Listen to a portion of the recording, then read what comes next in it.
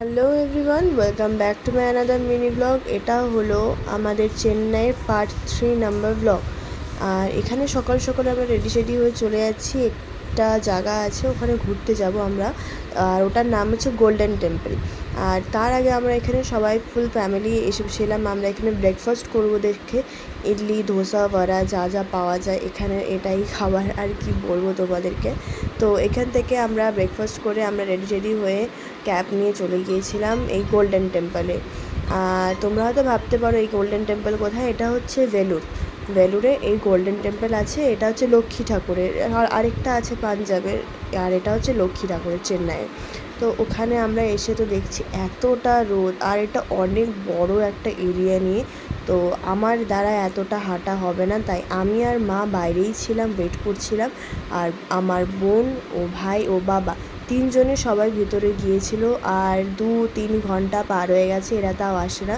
শেষমেশ আসার পরে এখানে আমরা লাঞ্চের জন্য চলে এসেছিলাম। এখানে ঠাকুরের ভোগ দেওয়া হয়েছিল, সেই ভোগ আমরা খেতে বসছিলাম। ওখান থেকে আমরা সমস্ত রিচুয়ালস কমপ্লিট করে আমরা আবার চলে এসেছি ভেলুর ফোর্টে।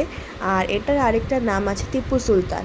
তো ওখানের এই নারিকেলটা খুব ফেমাস, আমরা ওখানে গেলে এটাই খাই।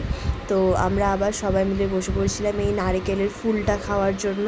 প্লাস ভেতরে যখন এসছি দেখছি ভেতরে ঠাকুরের পুজো হচ্ছিলো, যেহেতু ওখানে ফোন অ্যালাউ করে না, তো তাই তোমাদের সাথে সেই ভিডিওটা শেয়ার করতে পারছি না।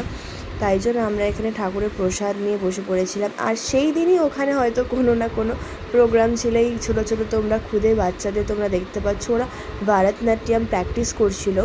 এতটা সুন্দর আর এতটা কিউট বাচ্চাগুলো, কি ট্যালেন্ট। আর এই দেখো কত বছর আগের এই ফোর্টটা বানানো হয়েছে, আর কি খুদে কাজ, নিখুঁত কাজ। আর এখানে যারা যারা সিনিয়র রয়েছে তারা সবাই প্র্যাকটিস করছে।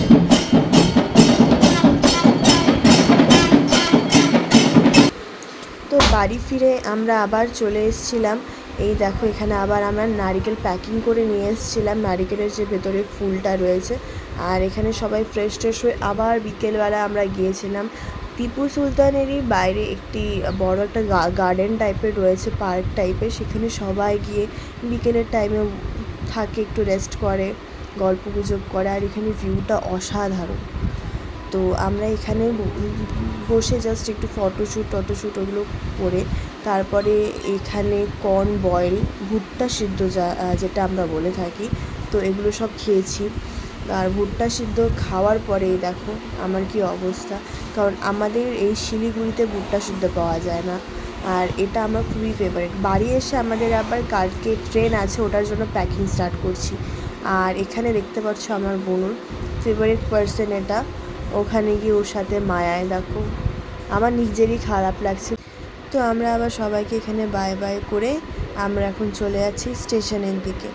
স্টেশন যাওয়ার পথে আমরা ভাবতে পারিনি যে আমাদের ট্রেন এতটা লেট হয়ে যাবে। তো আমরা বাইরে দাঁড়িয়ে ওয়েট করছিলাম।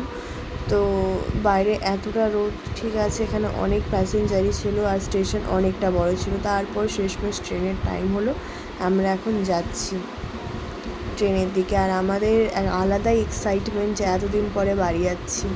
ঠিক আছে, সবাই মিলে যাচ্ছি। তো এখানে ট্রেনের টাইমও হয়ে গেছে, ট্রেনও চলে আসছে।